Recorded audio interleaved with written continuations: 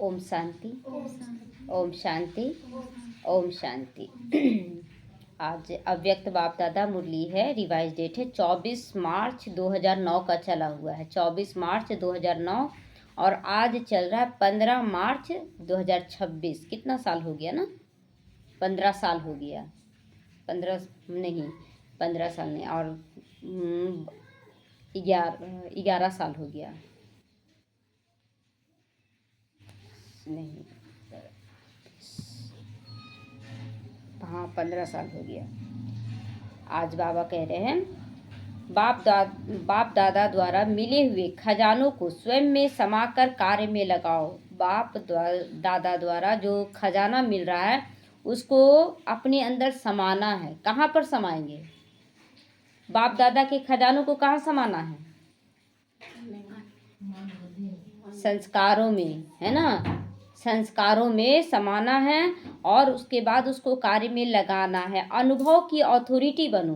अनुभव की अथॉरिटी मतलब जब हम संस्कारों में समाए बाप दादा के खजानों को, तो कैसे हमारा जीवन परिवर्तन हो गया। तो अनुभव किए ना कि परिवर्तन को, तो यही है अनुभव की अथॉरिटी बनना।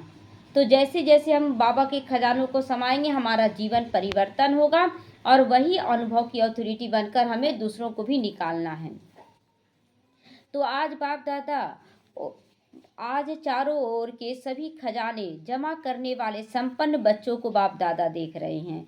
किन बच्चों को देख रहे हैं बाप दादा? जो सभी खजानों को जमा करने वाले हैं और संपन्न बनने वाले बच्चों को देख रहे हैं।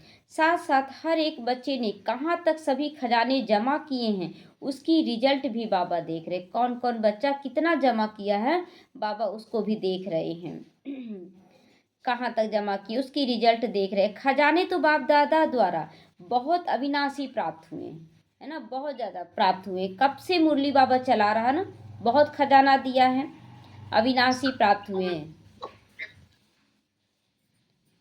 तो बाबा कहते हैं बहुत अविनाशी खजाने प्राप्त हुए। सबसे पहले बड़े से बड़ा खजाना क्या मिला? ज्ञान धन, जिससे मुक्ति और जीवन मुक्ति की प्राप्ति हुई। तो ज्ञान से मुक्ति, जीवन मुक्ति कैसे मिला? ज्ञान से मिला क्या? ज्ञान से मुक्ति मिला। ज्ञान मिला कि मैं आत्मा हूँ। तो आत्मा समझते ही क्या हो गया? देह का जो था ना दुख सुख सब उससे न्यारा हो गए, तो मुक्ति मिला ना। फिर आत्मा समझकर हमें कर्मों का ज्ञान मिला कि हम कैसी जर्नी से आए हैं यात्रा करके। तो फिर अच्छा कर्म करने लगे तो जीवन मुक्ति का भी अनुभव होने लगा। तो ज्ञान धन से मुक्ति और जीवन मुक्ति की प्राप्ति हुई।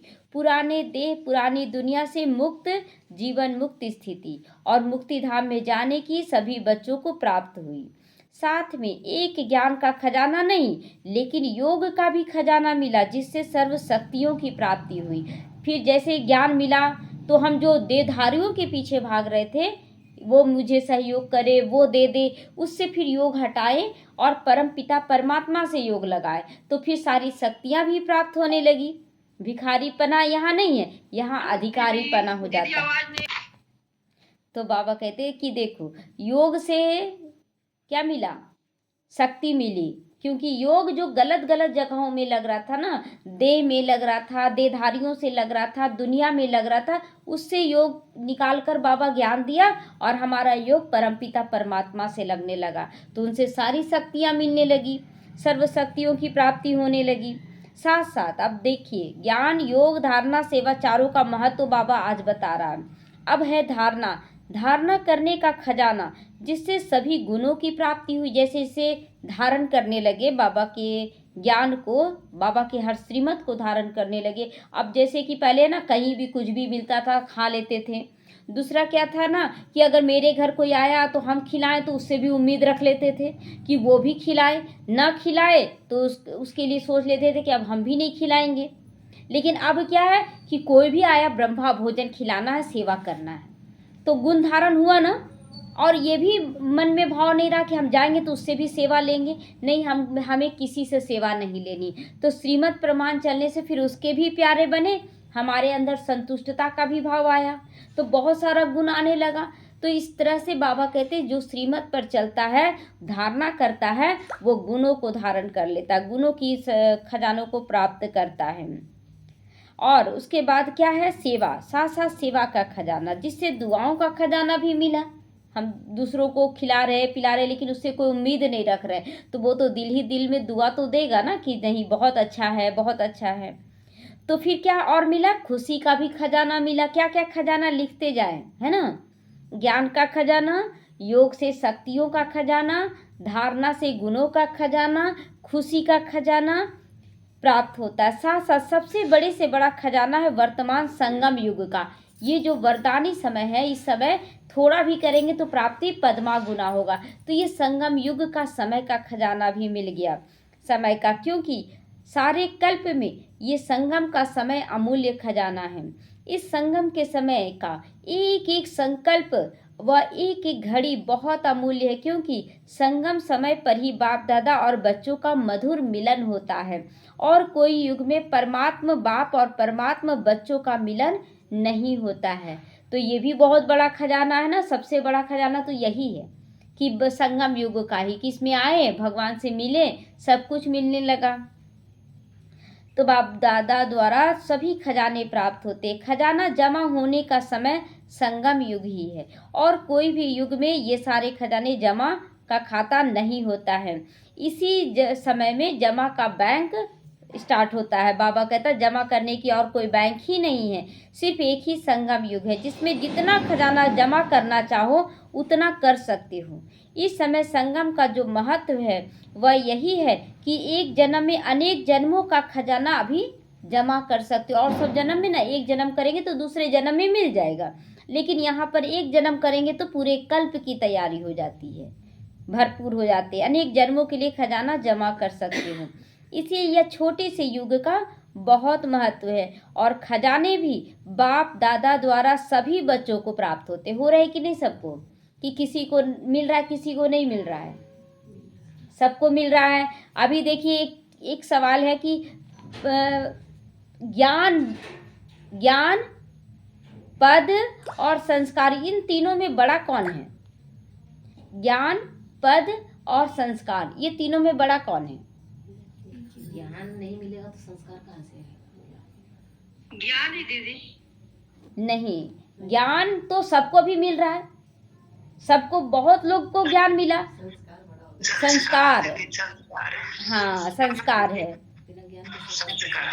ज्ञान बहुत बड़ा है, लेकिन ज्ञान तो सबके पास है, लेकिन ज्ञान को धारण नहीं किए, संस्कार ही नहीं बना, तो ज्ञान बड़ा हुआ, वो ज्ञान तो लोप हो जाएगा। तो इसलिए संस्कार सबसे बड़ा, उसके बाद संस्कार के बाद पद, उसके बाद ज्ञान, ऐसे हुआ। तो यहाँ पर पहले ज्ञान, पद, फिर संस्कार संगम युग में। और ये जो संस्कार मिला ना, यही फिर सतयुग में पद, पोजीशन, धन सब कुछ देगा। तो यहाँ ऐसे है, ज्ञान पद और संस्कार ऐसे मिल रहा है, क्योंकि संस्कार तो अंतिम समय तक धारण करना है, और यही फिर उल्टा हो जाएगा, संस्कार से ही वहाँ पर सब कुछ मिलेगा। तो इसलिए अभी सारे बच्चों के अंदर ज्ञान है, लेकिन प्राप्ति सबको क्यों नहीं हो रहा है ना। तो इसीलिए हमें संस्कारों पे ध्यान देना। इसीलिए कहा, गायन भी है ना कि ज्ञान भल गोपियों को कम था, लेकिन गोपियों का ही ज़्यादा नाम होता है, उद्धव का ज़्यादा नाम नहीं होता है।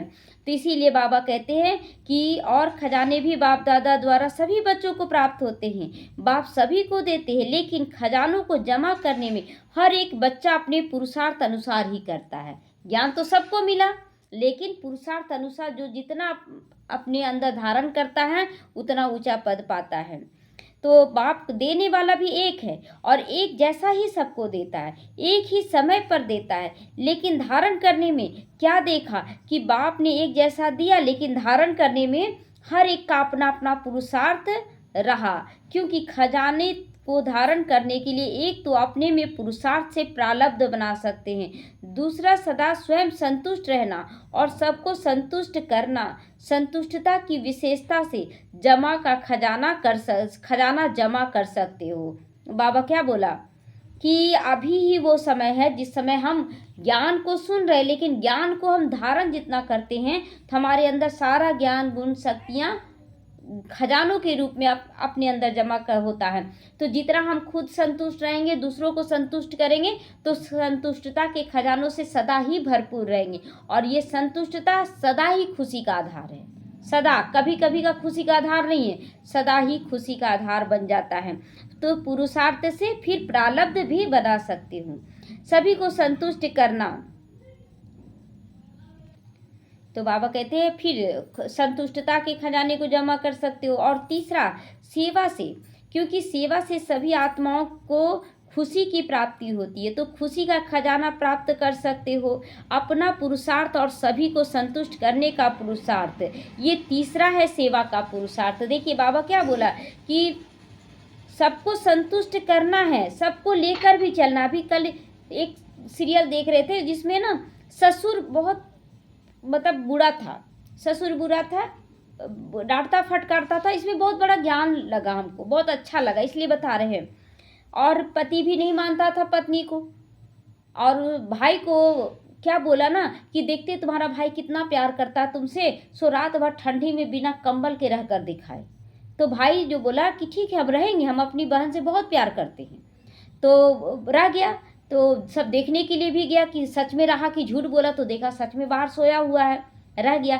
तो ससुर बोला क्या बड़ी बात है, हम भी रह सकते हैं। अब तुरंत भर में बहू चैलेंज की कि मेरा भाई तो सिद्ध कर दिया, लेकिन अब हम आपको देखना चाहते हैं कि आप अपना बेटा से कितना प्यार करते हैं, आप रह सकते हैं। बोले क्या जरूरी है सब सिद्ध करना, हम बहुत प्यार करते हैं। बोले नहीं, सिद्ध करके दिखा दीजिए एक बार।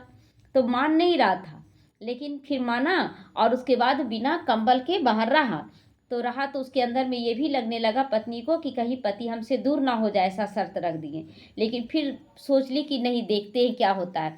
तो उसका पिता जो था बोला कि नहीं, मतलब कौन देखने जा रहा है रात को, चलो कंबल ओढ़ के सो जाते हैं। रात को सोने ही जैसे जा रहा था, उधर उसकी पत्नी को, बेटा की पत्नी को संकल्प आया कि नहीं, ससुर के साथ हम गलत कर रहे हैं, सो हम क्यों उनको चैलेंज दिए। ठंडा में अगर तबीयत खराब हो गया तो अच्छा नहीं रहेगा। देखिए अच्छाई ही साथ देता है हमारा। वो देखने आई कंबल लेके, तो देखती है पहले से ओढ़ा हुआ है। तो अब ये चिड़चिड़ाने लगा कि कहीं बेटा को बोल ना दे, मेरा दूरी बढ़ जाएगा। तो फिर बोली कि आप निश्चिंत रहिए, हम नहीं बोलेंगे, सो आप ही मेरे पिता हैं, हम कैसे अपना रिश्ता खराब करेंगे। थोड़ा सा झटका लगा कि ये तो बहुत अच्छा कर रही है मेरे साथ। अब उधर क्या हुआ कि बेटा को भी संकल्प आया कि मेरा पिता बिना ठंडी में कैसे रह रहा बिना कंबल के, वो भी कंबल देने के लिए आ रहा था। इन लोग दोनों का बात सुन लिया, सारा सच्चाई उसके सामने आ गया। अब सुबह उठा, फिर छोड़ के चला गया, कुछ नहीं बोला। सुबह जब उठा तो बोले देखते पापा झूठ बोलते कि सच बोलते हैं। अब वो तो बोल दिया कि हम तो कंबल नहीं ओढ़े हैं। अब इसके मन में आ गया, पत्नी के प्रति प्यार जागृत हो गया। लेकिन पत्नी एक शब्द नहीं बोली, कुछ भी, कितना भी डांट खा रही, लेकिन फिर अब पति पत्नी को प्यार करने लगा। तो कभी कभी ना हारने में भी भलाई है। रिश्तों को जीत लेना ये बहुत बड़ा काम है। तो हमें रिश्तों को भी जीतना है, लेकिन ज्ञान युक्त होकर जीती ना, लड़ाई झगड़ा तो नहीं की ना। यही चीज़ यहाँ पर भी लाना, हम लोगों को सबको जीतना है, यही है। और बोली भी ना कि हम हार गए, लेकिन हम बहुत बड़ा जीते भी हैं। अगर वो बहस उसी समय लगा देती कि नहीं आप कंबल ओढ़े ना, हम जा रहे अपना आपका बेटा को बता देंगे, जीत पाती न, पति को जीतती न ससुर को जीतती, ना अपने अंदर कुछ कर पाती। इसीलिए कभी कभी हारने में भी ना बहुत बड़ा प्राप्ति होता है। रिश्तों को दिखाएं कि हम आपका केयर करते हैं, लेकिन आत्मिक दृष्टि से, है ना, गलत ढंग से नहीं कि गलत भी करा तो हम करें। तो इसीलिए बाबा कहता है ज्ञान युक्त होकर सब कुछ करना, सेवा भी। इन तीनों प्रकार से खजाने जमा कर सकते हो। खजाना जमा करने में, विशेष संबंध संपर्क में आने में, एक तो निमित्त भाव है ना, निमित्त बनकर सेवा करना। संबंधियों का भी, संबंधियों में अगर निमित्त भाव होगा तो सच्चाई होगा। अगर उलझ जाएंगे तो आप गलत सही सब में उसका साथ देंगे, है ना। बच्चा चोरी करके आया, हम दबा लिए नहीं, उसी समय अगर डांट देंगे तो वो सुधर जाएगा। तो बाबा कहते हैं कि एक तो निमित्त भाव, निर्माण भाव भी होना चाहिए ना, सिखाने का भाव। निर्माण भाव मतलब हम खुद करके फिर उसको भी करवाएं, ये है निर्माण और निर्माण, दो भाव हो गया। निस्वार्थ भाव, कोई स्वार्थ तो नहीं रखी, ससुर इतना गलत कर रहा था लेकिन वो स्वार्थ तो नहीं रखी, मेरा पति हमसे दूर हो जाएगा हम अगर नहीं सच बताएंगे, कोई स्वार्थ नहीं। लेकिन ये सोची कि नहीं, मेरे लिए दोनों के दिल, दोनों ही मेरे लिए अच्छे हैं। तो निस्वार्थ भाव भी होना चाहिए। और हर आत्मा के लिए शुभ भावना, शुभ भावना ही तो रखी, रात को नहीं सोई और लेकर आई, तो शुभ भावना रखने की आवश्यकता है।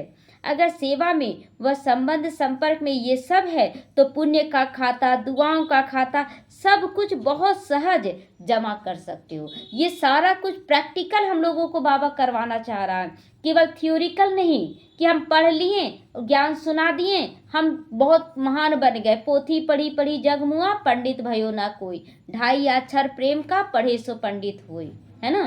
तो इसलिए हम लोगों को प्रेम का पाठ पक्का करना, लेकिन कौन सा प्रेम? आत्मिक प्रेम। वो तो चलो देह के अनुसार बोली, मेरे पापा है, मेरे ससुर है, ये हैं, लेकिन हमें आत्मिक प्रेम से सबको लेकर चलना है। तो बाप दादा सबके पोता मेल को देख रहे हैं। क्या देखा होगा? चारों ओर के बच्चों में नंबरवार देखा। क्यों? ज्ञान तो रोज सब कुछ सुन रहे हैं, लेकिन धारणा क्यों नहीं हो रहा है? नंबरवार हो रहा है सबके अंदर। तो चारों ओर के बच्चों में नंबरवार ही देखा। बाप एक है, एक ही समय पर ज्ञान दे रहे हैं, लेकिन जमा करने में 2 प्रकार के बच्चे देखे। एक बच्चे जो जमा हुआ खजाना खाया पिया खत्म कर दिया, जमा भी किया थोड़ा बहुत और खा के खत्म भी कर देते हैं। दूसरा खाया, जमा किया, जमा करने में अटेंशन दे के बढ़ाया भी। तो हम कौन से नंबर में बच्चे आएंगे? पहले नंबर कि दूसरे नंबर? कौन से बच्चे हम हैं? दूसरा नंबर ना, कि जो खाया पिया और बढ़ाया भी, लगाया भी। और नहीं, दूसरा है। पहला नंबर का बच्चा है कि जो खाया, जमा किया, फिर खर्च कर दिया, है ना।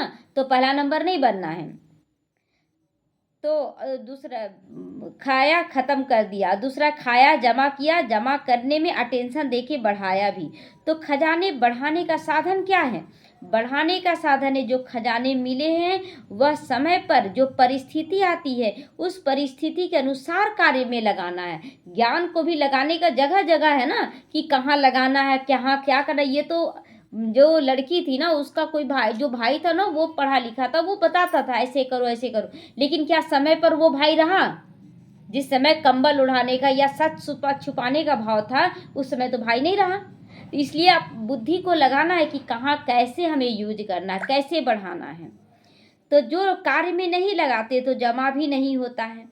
तो हर एक अपने आप से पूछो कि समय पर अपने प्रति व दूसरों के प्रति कार्य में लगाते हो? जितना कार्य में लगाओगे उतना ये खजाना बढ़ता जाएगा, क्योंकि कार्य में लगाने से अनुभव होता जाता है ना, तो अनुभव की अथॉरिटी ऐड हो जाती है। तो चेक करो, अपने आप से पूछो कि ये सारे खजाने जमा कहाँ तक हुआ है। सभी अपने आप से पूछेंगे हम खजाना कहाँ तक जमा कर रहे हैं।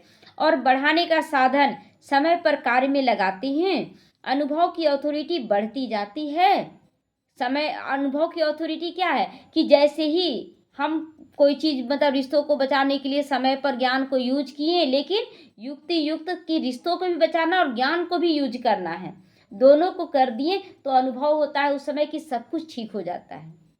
तो यही अनुभव की अथॉरिटी है, क्योंकि अथॉरिटी में सबसे ज़्यादा अनुभव की अथॉरिटी गाई जाती है ना। अनुभव की जो अथॉरिटी है वो सबसे ज़्यादा महत्वपूर्ण है, वो कभी कोई छीन नहीं सकता हमसे, क्योंकि हम खुद अनुभव किए हैं। तो कोई छीनेगा और सब चीज़ तो छीन लेगा। अथॉरिटी बनेंगे ज्ञान का, ये धन का, जो भी है सब खत्म हो सकता है, लेकिन जो हम अनुभव किए हैं वो कोई नहीं छीन सकता है। तो हर एक को अपना खाता बढ़ाना है। देखिए ज्ञान तो मिला, अभी देखिए एक बार बोली क्या कि ज्ञान कोई बोल दिया ना कि मुरली ना अब सही तरीके से नहीं आ रहा है, कुछ हटा दिया गया, कुछ ऐड कर दिया गया अपना मन मत, ऐसा मुरली आ रहा है। वो मुरली सुनना बंद कर दी, बहुत उस पर अटेंशन देना, स्थिति गड़बड़ा गया उसका, और फिर से अब बाबा उसको टच किया तो फिर से मुरली पे अटेंशन दी। तो ये सब क्या है? ज्ञान है ना, फिर भी ज्ञान धारण नहीं हो रहा है। तो बाबा कहता चेक करना, क्योंकि अभी समय है चेक करने का, अभी भी खजाने बढ़ा सकते हो, अभी चांस है। चांस भी ख़त्म हो जाएगा, फिर चाहेंगे खजाना बढ़ाएं, लेकिन अब फिर समय आ जाएगा तो नहीं बढ़ा पाएंगे खजाना, क्योंकि खजाना बढ़ाने के लिए हमको लगाना पड़ेगा, लेकिन लगाने का समय ही नहीं है।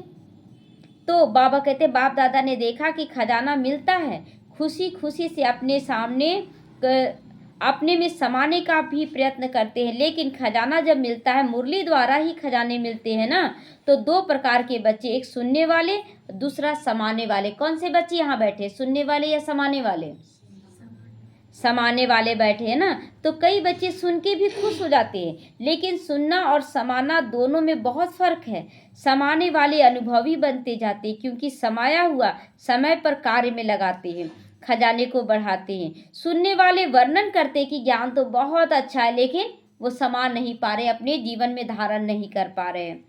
तो बाबा ने बहुत अच्छी बात बोली, लेकिन समाने के बिना समय पर काम नहीं लगा सकते हो, है ना। बाबा बोलते हैं बच्चे कि बाबा ने आज बहुत अच्छी मुरली चलाई, लेकिन जब हम धारण ही नहीं किए तो समय पर हम लगाएंगे नहीं, तो कोई फायदा नहीं है।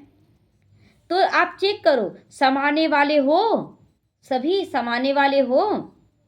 थोड़ा भी अगर कम होगा तो भरपूर नहीं कहलाएंगे, हलचल होगी। डब्बा में थोड़ा सा सामान कम होता है तो आवाज होता है ना, अगर पूरा भरा हुआ है तो आवाज नहीं होगा। तो लेकिन समाया हुआ फूल होगा तो हलचल नहीं होगी। इसीलिए आज बाप दादा ने सबके खजाने चेक किए। सुनाया ना 2 प्रकार के बच्चे, तो अभी अपने आप को चेक करो, मैं कौन से नंबर में आ रहा हूँ। खजाने को बढ़ाना अर्थात समय पर लगाना कार्य में। जितना कार्य में लगाते जाते हो उतना खजाना बढ़ता जाता है, क्योंकि जो भी खजाना है, खजाने का मालिक खजाने को कार्य में लाता है, खजाना अपने को कार्य में नहीं लाता, है ना। खजाना खुद ब खुद लगेगा अपने से, लगाने वाला तो कोई चाहिए ना। तो हमें खजाने को यूज करना है। तो आप सभी खजाने बाप ने वर्षे में दे दिए हैं कि कुछ को कम दिया है? सभी को दे दिए हैं। तो बाप के खजाने को अपना खजाना बनाना, यह हर एक को अपना टेंशन देना है, क्योंकि जितना खजाना भरपूर होगा उतना ही भरपूर अवस्था में अचल अडोल रहोगे, है ना। भरपूर रहोगे तो अचल अडोल रहोगे। तो बाप दादा यही चाहता है कि एक एक बच्चा संपन्न हो, कम नहीं हो। तो ज्ञान का खजाना तो भरपूर रहा, लेकिन संस्कार में भरे नहीं, तो वो चाहे 15 साल 20 साल 50 साल से भी आप चल लें, लेकिन वो छोटा हो जाएगा कि नहीं? छोटा हो जाएगा ना।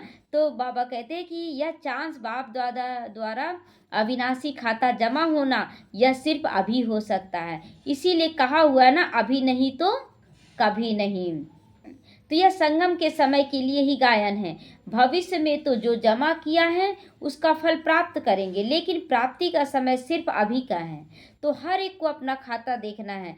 जिसका जितना भंडारा भरपूर होगा, उसके नयनों से, चेहरे से, चलन से मालूम होता है। उसकी चलन और चेहरा ऐसा लगेगा जैसे खिला हुआ गुलाब का पुष्प, है ना। जो धारण करते जा रहे हैं उसका बोल व्यवहार कैसा होगा? कमल फूल के समान, कीचड़ में रहते हुए भी कमल होगा। और जो बहुत ज्ञान सुनाने वाला लेकिन धारणा नहीं किया, तो उसका बोल व्यवहार देखिएगा विकारी रहेगा। तो उसको कोई बड़ा मानेगा? बड़ा तो नहीं मानेगा। तो बड़ा कौन हुआ? ज्ञान, पद या संस्कार? अभी के अनुसार तो संस्कार होगा ना, और संस्कार से ही पद नहीं। आप देखिए कि बहुत बच्चों को जैसे कि समर्पित के रूप में पद पर हैं, वरिष्ठ के रूप में, और बहुत है गृहस्थी, लेकिन ये संगम युग का है। लेकिन जैसे जैसे आप पुरुषार्थ करेंगे अच्छे से, तो ये उलट फेर होगा, और सतयुग में फिर जाएंगे तो पद चेंज होगा। जो जैसा पुरुषार्थ किया उसके अनुसार पद होगा। ये नहीं कि कोई समर्पित है या निमित्त है तो वही पद का अधिकारी बनेगा, नहीं, ये चेंज हो जाएगा। तो खिला हुआ गुलाब हमें बनना है। चेहरे से मालूम होता है ना कि ये खिला हुआ गुलाब का पुष्प है। तो बाप दादा हर एक के चलन और चेहरे को ही देखता रहता है, कितना हर्षित, कितना खुश मिजाज ये रहता है। नैनों से रूहानियत, चेहरे से मुस्कुराहट, और हर कर्म में गुण सभी को अनुभव होता है। क्या क्या बाबा बोला? नैनों में रूहानियत, और होठों पे मुस्कुराहट, और कर्मों में गुण दान करने की क्षमता। तो बाबा कहता सभी को अनुभव होगा, मतलब दूसरों को अनुभव होने लगेगा कि ये साधारण अब नहीं है। तो हर एक अपने आप को खुद ही चेक करो कि हम ऐसा बने हैं।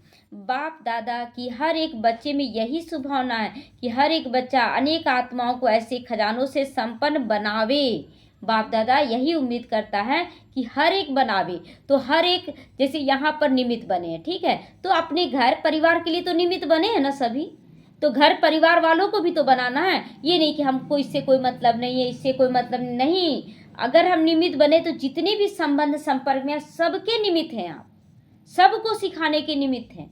लेकिन रिगार्ड देते हुए, क्योंकि लौकिक में भी कोई बड़े हैं कोई छोटे हैं, सब हमसे छोटे, लौकिक नहीं अलौकिक दृष्टि से सब हमसे छोटे हो गए क्योंकि हम लोग ज्ञान में हैं, लेकिन लौकिक में वो बड़े हैं तो रिगार्ड देते हुए आप उनको समझाएंगे, जरूर धारणा करते हैं, बहुत अच्छे से सुनते हैं, उस समय काट देंगे आपकी बात को, नहीं नहीं हम तो अपने तेज हैं, लेकिन वो सुनकर समझते आप धारण करते हैं, ये देख रहे हैं प्रैक्टिकल में। तो बाबा कहते हैं आज विश्व की आत्माएं सभी यही चाहती है कि कुछ न कुछ आध्यात्मिक शक्ति हमें मिले, और आध्यात्मिक शक्ति के दाता तो आप ब्राह्मण आत्माएं हो, क्योंकि हॉलीएस्ट हाईएस्ट और रिचेस्ट आप आत्माएं ही हो। हॉलीएस्ट हाईएस्ट और रिचेस्ट, बाबा क्या बोला, सबसे ज़्यादा पवित्र कौन बना, हम बच्चे, सबसे ज़्यादा हाई लेवल पर कौन जा रहा है, हम बच्चे, और रिचेस्ट सबसे ज़्यादा अमीर कौन हुआ, यहाँ का अरबपति बना कि जो संस्कारों वाला है आत्मा, वो ना अमीर हुआ, तो ज़्यादा आप ही हो ना। आप आत्माओं की पूजा जैसे विधि पूर्वक होती है वैसे और किसी की नहीं होती। अभी लास्ट जन्म में भी आप आत्माओं की पूजा और कोई धर्म पिता व महान आत्माओं जो निमित्त बनी हैं उन्हों की नहीं होती है। जितनी पूजा हम बच्चों की होती है हर रूप में, उतना धर्म आत्माओं का या महान आत्माओं का नहीं हुआ। तो बाबा कहते विधि पूर्वक भले पूजा भले यादगार बनाते, लेकिन विधि पूर्वक पूजा नहीं होती है ना। पूजा वाले यादगार बन जाते हैं, लेकिन विधि पूर्वक पूजा उनकी नहीं होती है। और आप जैसा खजाना रिचेस्ट इन दी वर्ल्ड हो तुम, ये जो ज्ञान है ना सबसे बड़ा खजाना है, मतलब जब संस्कारों में आप धारण कर लिए, ज्ञान बड़ा खजाना है, लेकिन कब, जब आप संस्कारों में उसको धारण किए तब आप रिचेस्ट बन जाते हैं। तो आप ब्राह्मण आत्माओं का एक जन्म का खजाना है, गारंटी है कि 21 जन्म तो चलना ही चलना है, क्योंकि बाप द्वारा बाप का वर्षा मिला है। तो जैसे बाप अविनाशी वैसे बाप का वर्षा भी मिला हुआ खजाना भी क्या हो गया, अविनाशी हो गया ना। इसीलिए richest in the world, holiest in the world हो गए। तो सभी अपने आप को ऐसे विशेष सेवाधारी समझते हो ना, ऐसे समझते हैं कि हम हैं। तो आज के समय अनुसार विश्व की आत्माओं की को आवश्यकता किस चीज़ की है जानते हो, किस चीज़ की आवश्यकता है सभी को? आज विश्व को खुशी और शक्ति और स्नेह की आवश्यकता है। सबको खुशी चाहिए, सबको शक्ति चाहिए और सबको प्यार चाहिए। तो आत्मिक स्नेह चाहते हैं लोग, स्वार्थ वाला प्यार नहीं, लेकिन लोग तो स्वार्थ वाला ही प्यार देते हैं, लेकिन हमें निस्वार्थ भावना से प्यार करना है। लेकिन आप ब्राह्मण आत्माएं अभी समय अनुसार दाता बन रहे हो, बनो। मनसा से भी शक्तियाँ दो, वाचा से ज्ञान दो और कर्मणा से गुणदान दो। तो ब्रह्मा बाप ने अंत में 3 शब्द सभी बच्चों को सौगात देकर गए ना, याद है ना सबको? ब्रह्मा बाबा कौन सा 3 शब्द सौगात दिया? निराकारी, निर्विकारी और निरहंकारी की सौगात दिया ना। तो इन 3 शब्दों को अगर सेवा में लगाओ तो बहुत आत्माओं को संतुष्ट कर सकते हो। निराकारी, मैं कौन? आत्मा हूँ। निर्विकारी, फरिश्ता, फरिश्ता में कोई विकार नहीं। और निरहंकारी, ब्राह्मण स्वरूप। क्यों? क्योंकि निर्विकारी बनने के बाद भी ब्राह्मण स्वरूप में है तो कहीं ना कहीं अहंकार आ जाता ना कि हम तो बहुत अच्छा कर रहे हैं। तो इसीलिए फिर बाबा यूज किया निर्विकारी के बाद निरहंकारी। तो वह 3 शब्द है, निराकारी, निरहंकारी, निर्विकारी। तो मनसा द्वारा निराकारी, वाचा द्वारा निरहंकारी और कर्मणा द्वारा निर्विकारी बनना है। तो यह तीनों शब्द सेवा में लगाओ। अभी विश्व को आपकी शक्तियों द्वारा ही थोड़ा सा दिल का आनंद, सुख की प्राप्ति हो। सब निराश हैं और आप विश्व के लिए आशाओं के सितारे हो। और बाप दादा सभी बच्चों को बाप की आशाओं के सितारे देखते हैं, है ना। बाप भी क्या देखता है कि बाप के आशाओं का सितारा है। तो सिर्फ उम्मीद के सितारे नहीं, लेकिन आशाएं पूर्ण करने वाले आशाओं के सितारे हो, है ना। सभी का आशा पूर्ण करना है। तो बाप दादा के पास बच्चों का स्नेह सदा पहुंचता है। और सबसे सहज पुरुषार्थ कौन सा है? सबसे सहज पुरुषार्थ कौन सा है? तो भिन्न भिन्न पुरुषार्थ है, लेकिन सबसे सहज पुरुषार्थ है स्नेह करना। सबसे प्यार करें, बदलेगा कि नहीं? केवल प्यार करते जाएं, रुके ही नहीं। तो बदलेगा कि नहीं। लेकिन सबसे सहज पुरुषार्थ स्नेह का, स्नेह में मेहनत भी और मोहब्बत के रूप में बदल जाती। मेहनत भी, जैसे माँ बच्चे से प्यार करती, माँ को अक्ल नहीं है, नई नई लड़की माँ बनती है, उसको कोई अक्ल नहीं है, लेकिन बच्चे के प्यार में क्या करती, रात भर जागना भी शुरू करती। जो दिन रात माँ बाप के पास सोती थी, और बच्चा जब होता है तो रात को भी जागना स्वीकार अपनी मर्जी से करती है कि मेरे बच्चे को तकलीफ ना हो। तो मेहनत क्या बदल गया, मोहब्बत में बदल गया ना। तो बाप दादा की स्नेही बनना अर्थात सहज पुरुषार्थ करना, किस रूप में, स्नेह करना है सबसे। तो स्नेह में आप सभी को स्नेही समझते हैं, कभी कभी नहीं, सदा स्नेही बनो। तो जो अपने को सदा स्नेह के सागर में समाये हुए समझते हैं, सदा स्नेह के सागर में समाया हुआ रहता है।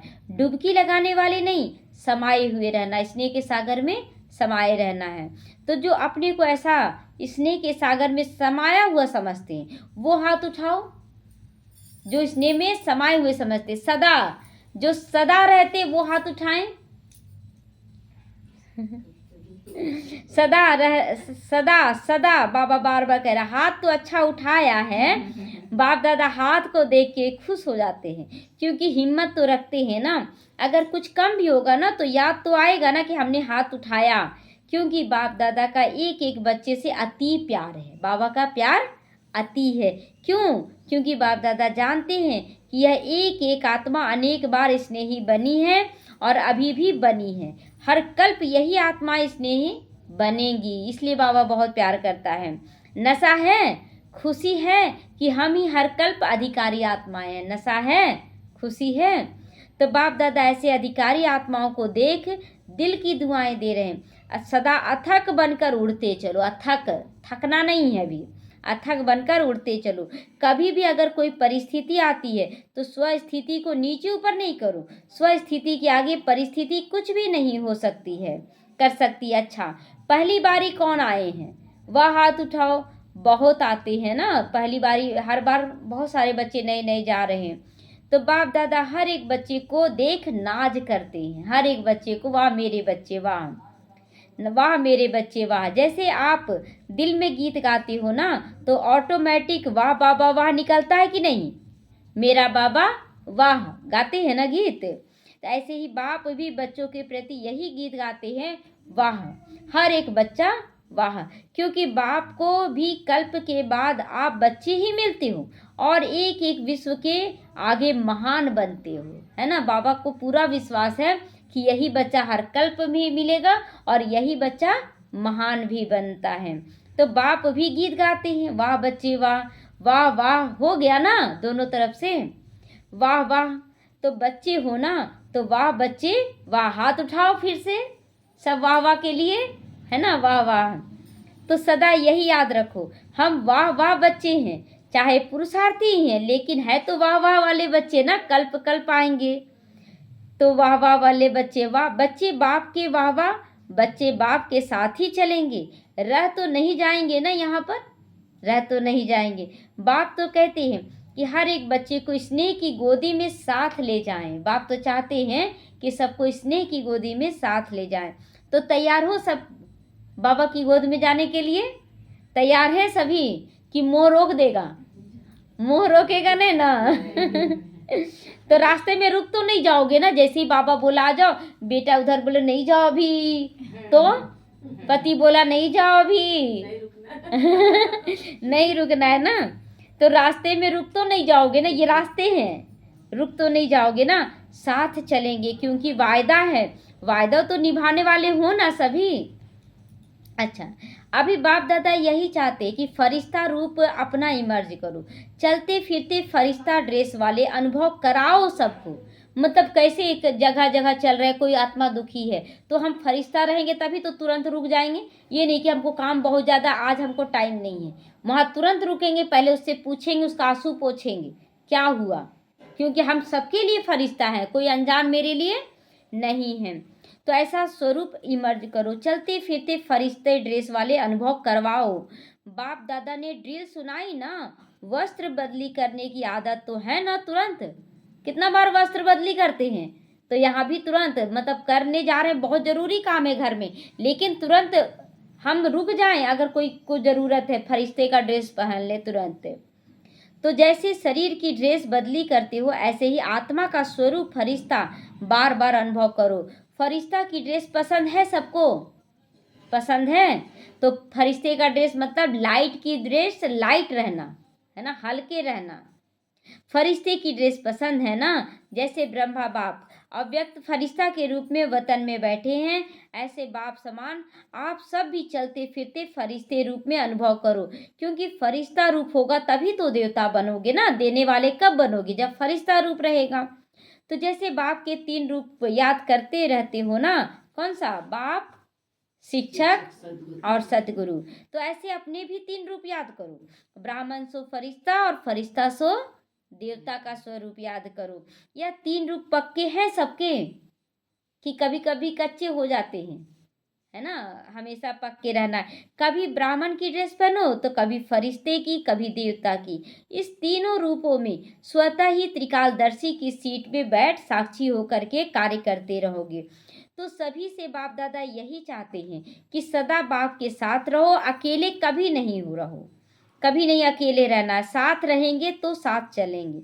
अगर अभी अभी कभी कभी रहेंगे, अभी कभी कभी रहेंगे तो साथ कैसे चलोगे? रुक जाएंगे ना। तो स्नेही को कभी भूल नहीं सकता। सारे दिन में यही अभ्यास करते रहो कि अभी ब्राह्मण, अभी अभी फरिश्ता और अभी अभी देवता। अच्छा, चारों ओर के सभी स्नेही बच्चों को जो सदा खजानों से संपन्न है, सदा अपनी चेहरे और चलन से सेवाधारी हैं, क्योंकि आप सबका वायदा है कि हम विश्व परिवर्तन करने वाले, विश्व का परिवर्तन करके दिखाएंगे। हम विश्व परिवर्तक बच्चे हैं। तो चलते फिरते भी सेवाधारी, सेवा में तत्पर रहते हैं, है ना। चलते फिरते भी पहले सेवा। तो ऐसे विश्व सेवाधारी, विश्व परिवर्तक, हर एक को बाप के खजानों से भरपूर करने वाले, बाप दादा के चारों ओर के बच्चों को बाप दादा का याद प्यार, दिल की दुआएं, नमस्ते, है ना। हम रूहानी बच्चों की, रूहानी माता पिता बाप दादा को याद प्यार, गुड मॉर्निंग और नमस्ते नमस्ते, शुक्रिया बाबा शुक्रिया। हम रहेंगे सदा हंसते हंसते, शिव बाबा के साथ जाएंगे परम धाम, आएंगे बैकुंठ में हंसते हंसते। ओम शांति।